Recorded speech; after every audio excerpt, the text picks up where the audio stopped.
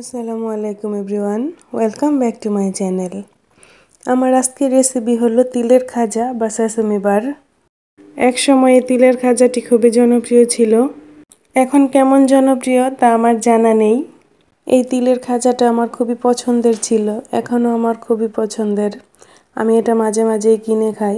তো আপনাদের সাথে আজকে শেয়ার করব কিভাবে পারফেক্ট মজাদার মচমচে এই তিলের খাজাটি ঘরেই বানিয়ে নিতে পারবেন।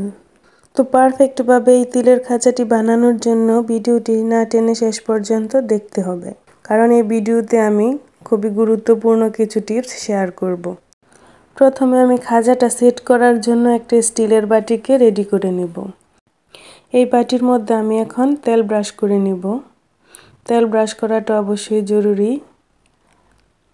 আপনারা চাইলে এখানে বাটারও ব্রাশ করে নিতে পারেন। তেল ব্রাশ করা হয়ে গেলে এখন চুলায় একটি প্যান বসিয়ে দিব।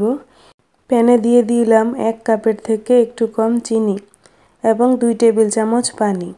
এখন চিনি ও পানিটাকে আমি খুব ভালোভাবে মিশিয়ে নিব। মিশানো হয়ে গেলে আমি চুলার ফ্লেমটাকে অন করে দিব। মিডিয়াম টু লো হিটে আমি চিনিটাকে একটু লাইট ক্যারামেল করে নিব।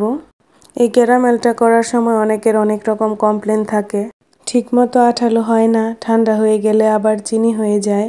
এজন্য আপনারা এখানে হাফ চা চামচ লেবুর রস ব্যবহার করবেন, তাহলে আশা করি ক্যারামেলটা ভালো হবে। এই পর্যায়ে চিনিটা লাইট একটা ক্যারামেলে পরিণত হয়েছে। এখন এর মধ্যে আমি তিল অ্যাড করব।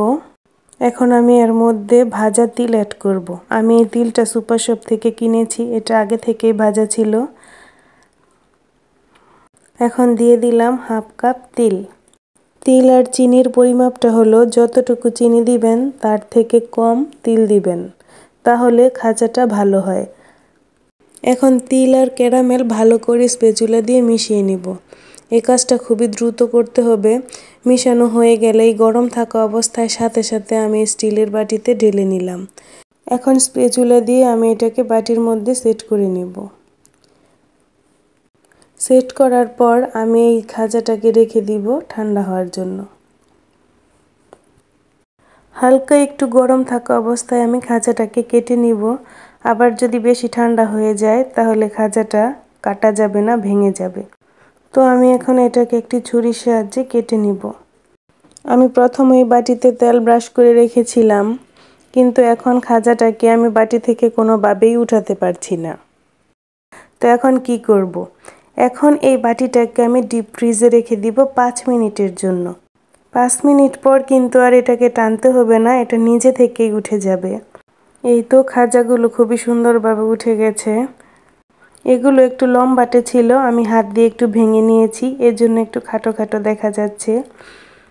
তো দেখুন কত সহজে এই মজার তিলের খাজাটি বানানো যায়। এই খাজাগুলো বানাতে আমার 6-7 মিনিটের মতো সময় লেগেছে। খুবই কম সময়ে এই পারফেক্ট খাজাগুলো বানানো যায়।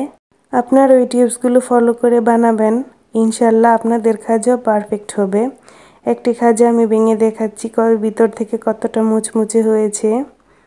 আশা করছি আজকের এই রেসিপিটি আপনাদের ভালো লাগবে। যারা আমার এই ভিডিওটি দেখছেন তাদেরকে অসংখ্য ধন্যবাদ। রেসিপিটি ভালো লাগলে একটা লাইক করবেন। যারা এখনও চ্যানেলটি সাবস্ক্রাইব করেননি তারা প্লিজ চ্যানেলটি সাবস্ক্রাইব করে চ্যানেলের পাশেই থাকবেন। আজ এখানে শেষ করছি, দেখা হবে আবার নতুন কোনো মজার রেসিপি নিয়ে। সে পর্যন্ত সবাই ভালো থাকবেন, সুস্থ থাকবেন। আল্লাহ হাফেজ।